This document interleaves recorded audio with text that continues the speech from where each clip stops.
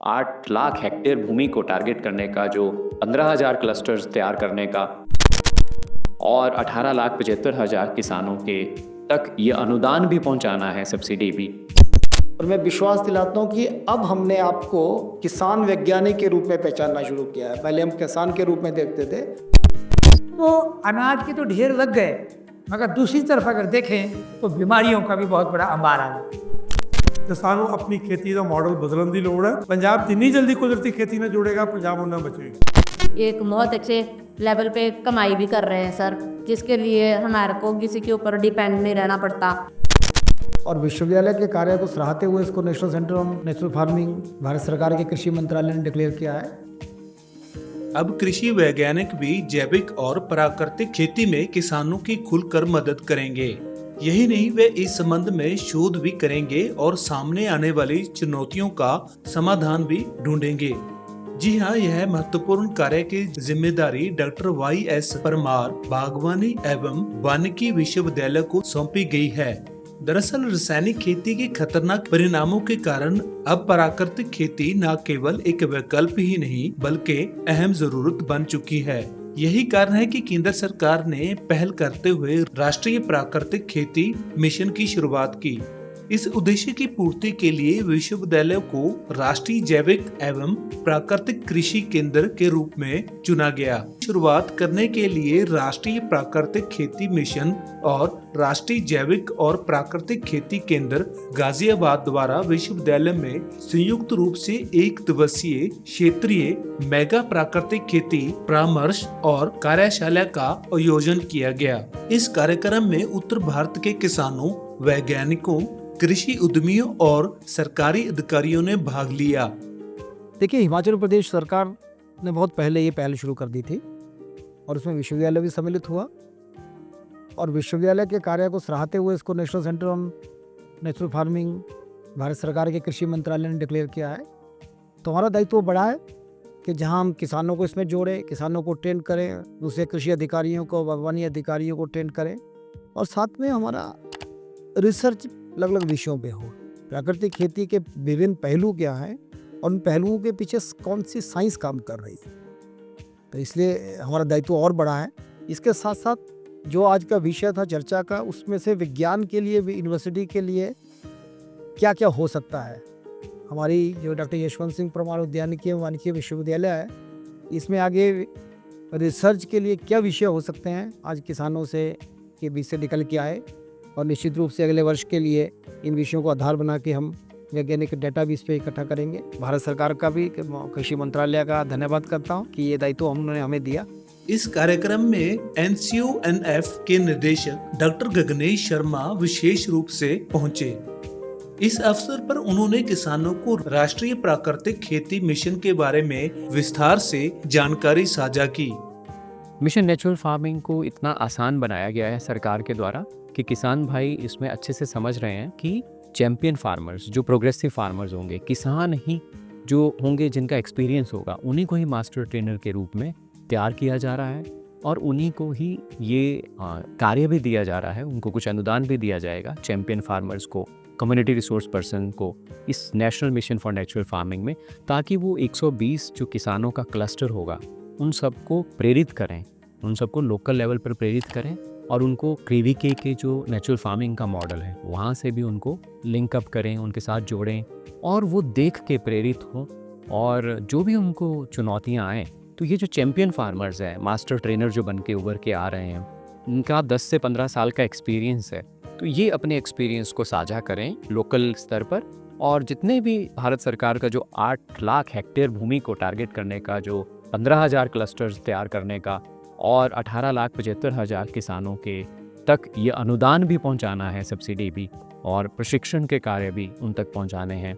और आगे ये 18,75,000 किसान जो हैं 1 करोड़ किसानों को टारगेट करेंगे। एक जो प्रशिक्षित या जिसको अनुदान मिल गया है और वो क्लस्टर में जुड़ गए हैं जो किसान भाई, वो आगे 8 से 10 और किसानों को प्रेरित करेंगे ताकि 1 करोड़ तक 18 लाख से ये जो है स्केल अप हो और बढ़े।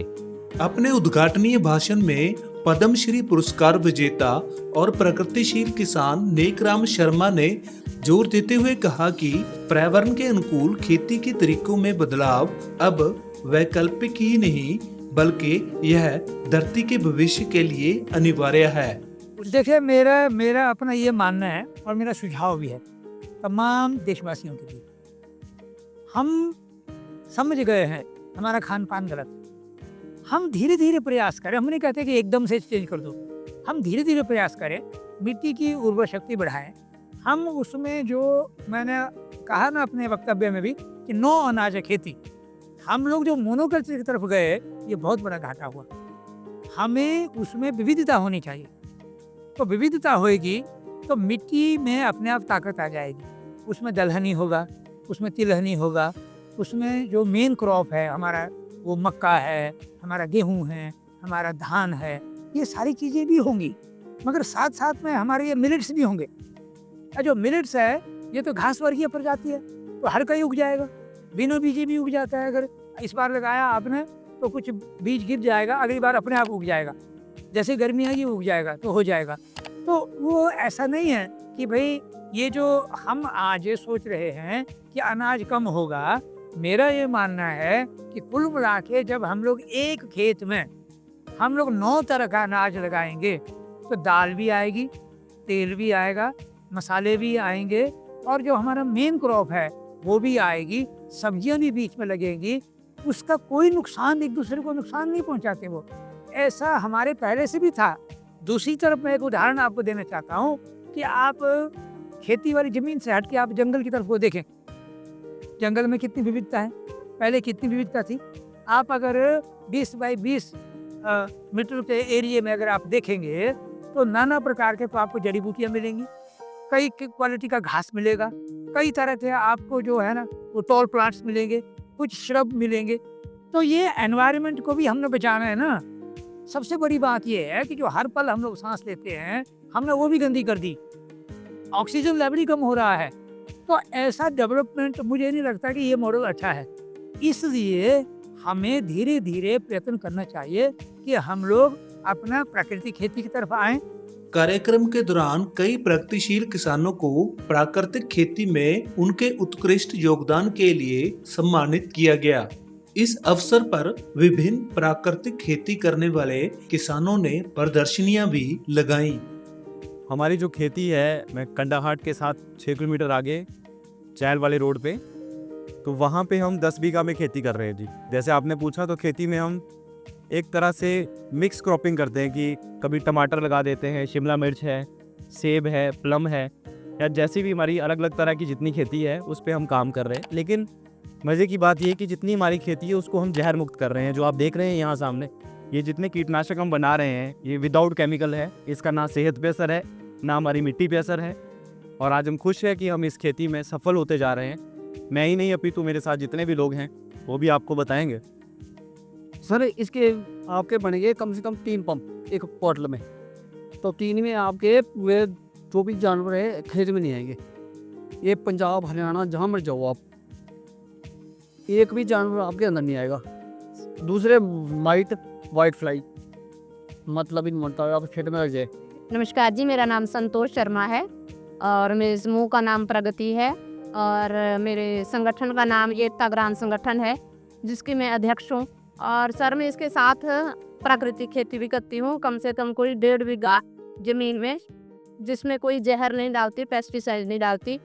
और मेरे पास जो प्रोडक्शन है आजकल मटर की तैयार है सर, और ये बहुत ही महंगे दामों में बिक रही है। अन्य प्रोडक्ट की अपेक्षा इसकी कीमत ज़्यादा रहती है। और मेरे पास सूखी हल्दी भी है जिसमें कोई केमिकल नहीं है सर। इसमें गाय का गोबर और गौंच वो डाला जाता है। इसके साथ हम समूह में भी कार्य करते हैं, जो हम एक बहुत अच्छे लेवल पे कमाई भी कर रहे हैं सर, जिसके लिए हमारे को किसी के ऊपर डिपेंड नहीं रहना पड़ता। मेरा नाम हेमलता है और मैं 2019 से प्राकृतिक खेती कर रही हूँ। हम प्राकृतिक खेती करते हैं तो मजे की बात ये है कि हमारी मृदा जो है वो जहर मुक्त हो रही है। बहुत सॉफ्ट हो जाती है मिट्टी और इससे उपज अच्छी होती है। घर में ही हम सारी कीटनाशक दवाइयाँ बनाते हैं और जिससे हमारा खर्चा भी बच जाता है। हमारी संस्था का नाम है बनबंधु घाटी मेला और हमारे साथ 250 फार्मर जुड़े हुए हैं इस वक्त और उन्हें आगे बढ़ाने की कोशिश कर रहे हैं। इसके अलावा उनको हम ट्रेनिंग भी दे रहे हैं साथ साथ में कि इस तरह की खेती करो आप। इस अवसर पर खेती विरासत मिशन के मुखी उपिंदर दत्त ने कहा कि अब समय आ गया है कि पंजाब सरकार भी प्राकृतिक खेती की ओर ध्यान दे। राज्य के कृषि विश्वविद्यालय को भी प्राकृतिक खेती को बढ़ावा देने के लिए अनुसंधान शुरू करने चाहिए।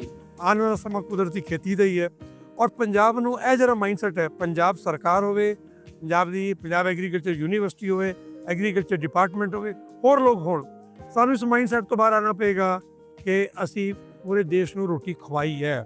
ਉਹ ਇਤਿਹਾਸ ਹੈ, ਪੁਰਾਣੀ ਗੱਲ ਹੋ ਗਈ, ਅਤੀਤ ਹੋ ਗਿਆ। ਵਰਤਮਾਨ 'ਚ ਆ ਕੇ ਅਸੀਂ ਬਹੁਤ ਭਾਰੀ ਵਾਤਾਵਰਣੀ, ਸਿਹਤ ਔਰ ਸਮਾਜਿਕ ਆਰਥਿਕ ਸੰਕਟ 'ਚ ਹੈਗੇ ਹਾਂ ਤੇ ਸਾਨੂੰ ਆਪਣੀ ਖੇਤੀ ਦਾ ਮਾਡਲ ਬਦਲਣ ਦੀ ਲੋੜ ਹੈ। ਪੰਜਾਬ ਜਿੰਨੀ ਜਲਦੀ ਕੁਦਰਤੀ ਖੇਤੀ ਨਾਲ ਜੁੜੇਗਾ, ਪੰਜਾਬ ਉਨਾ ਬਚੇਗਾ ਔਰ ਇਹਦੀ ਤਾਂ ਰਿਸਰਚ ਕਰਨ ਦੀ ਲੋੜ ਹੈ। ਬਸ ਇੰਨਾ ਹੀ ਕਹਾਂਗਾ ਔਰ ਖੇਤੀ ਵਿਰਾਸਤ ਮਿਸ਼ਨ ਦਾ ਇਹਦੇ ਲਈ ਕੰਮ ਕਰ ਹੀ ਰਿਹਾ ਹੈ। ਮੈਨੂੰ ਲੱਗਦਾ ਹੈ ਸਮਾਜ ਦੇ ਲੋਕ ਇਕੱਠੇ ਹੋਣ, ਜਿਵੇਂ ਖੇਤੀ ਵਿਰਾਸਤ ਮਿਸ਼ਨ ਹੈ, ਹੋਰ ਜਥੇਬੰਦੀਆਂ ਨੇ, ਸਮਾਜ ਇਕੱਠਾ ਹੋਵੇ, ਸਮਾਜ ਦੇ ਲੋਕ ਇਕੱਠੇ ਹੋਣ ਔਰ ਉਹ ਇਹਦੀ ਅਗਵਾਈ ਕਰਦੇ ਹੋਏ ਇਸ ਗੱਲ ਨੂੰ ਨੇਪਰੇ ਚਾੜਨ। UHF नौनी से ग्रीन माइक की खास रिपोर्ट।